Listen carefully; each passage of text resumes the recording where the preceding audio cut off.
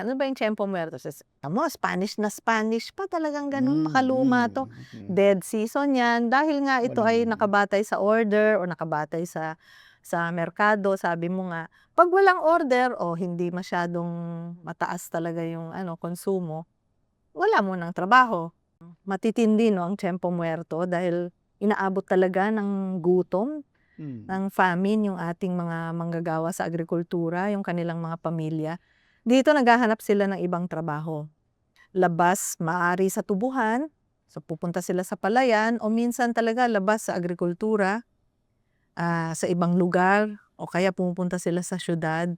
Naghahanap sila ng pagkakakitaan, lalo na yung, kinukuwento mo kanina na aerial spraying na yung, pesticides na talagang nakasisira nung pananim.